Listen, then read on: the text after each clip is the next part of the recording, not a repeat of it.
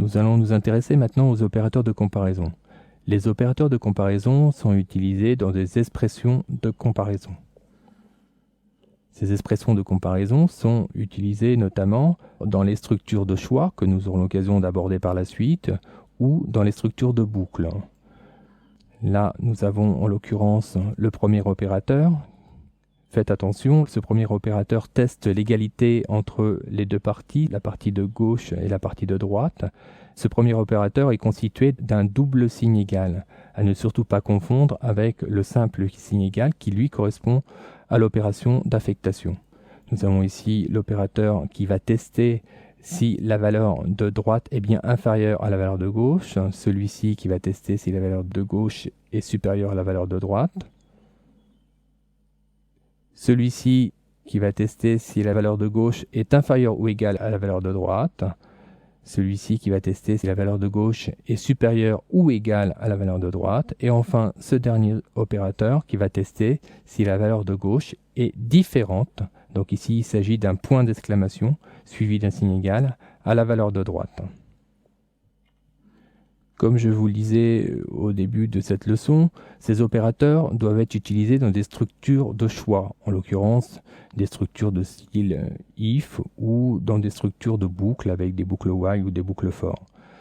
Dans un premier temps, nous allons mettre en pratique cet opérateur en utilisant une structure de choix qui n'est pas une structure if, mais un opérateur compact que nous allons vous présenter tout de suite. Il s'agit donc de l'opérateur de choix ternaire. Cet opérateur, comme son nom l'indique, sera structuré en trois parties. La partie de gauche, dans laquelle nous indiquerons l'expression de condition, qui utilisera donc les différents opérateurs de comparaison que nous venons de vous présenter.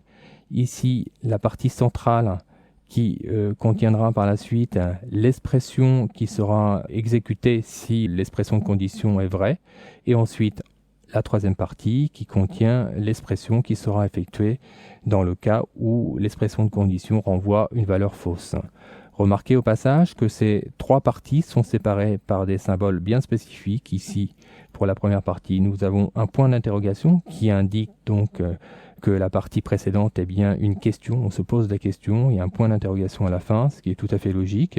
Et ici, nous avons pour séparer les deux alternatives selon les réponses que nous allons obtenir, l'opérateur, donc le double point, qui permet de séparer l'expression qui sera effectuée si le résultat est faux et celle qui sera effectuée si le résultat est vrai. Un petit exemple pour tester l'utilisation de cet opérateur de choix ternaire. Nous avons ici l'expression de comparaison. Nous testerons donc si $test est supérieur à 2. Dans la partie centrale, nous avons l'expression qui sera effectuée si la réponse est oui. Donc nous affecterons en l'occurrence le mot oui à une nouvelle variable qui s'appelle $rep. Et ici, dans la partie de droite, nous avons l'expression qui sera effectuée dans le cas où la réponse est négative. Nous affecterons dans ce cas la valeur, du moins le texte non, à la variable $rep.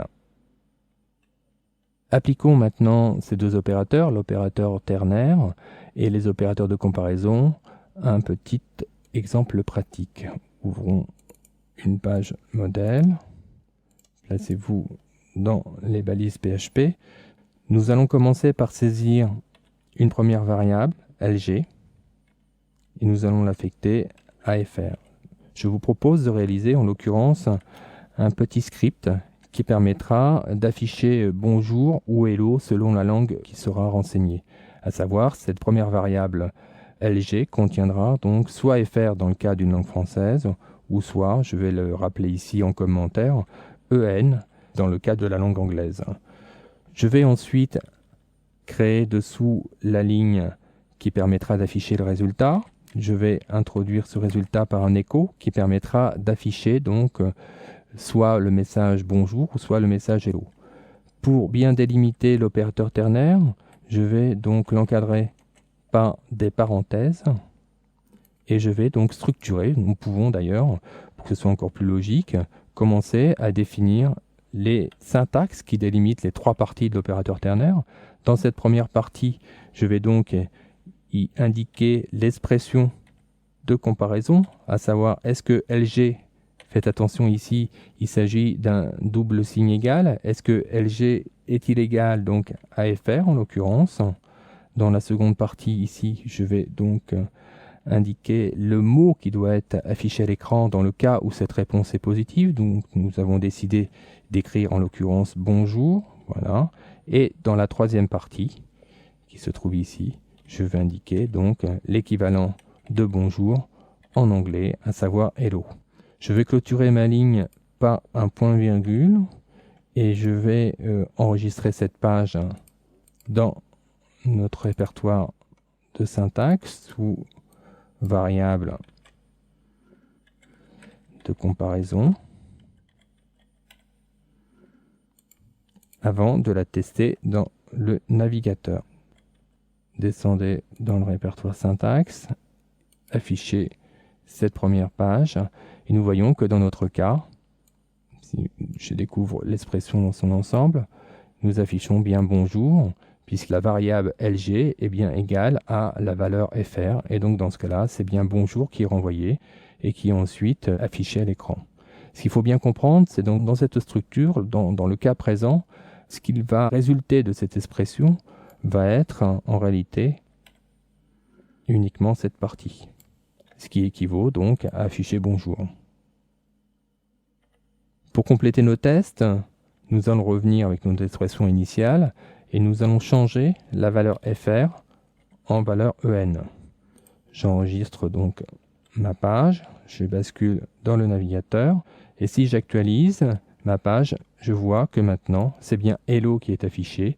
En effet, cette fois LG est égal à EN. Le test ici répond négativement, à savoir la variable LG n'est pas égale à FR puisqu'elle est égale à EN.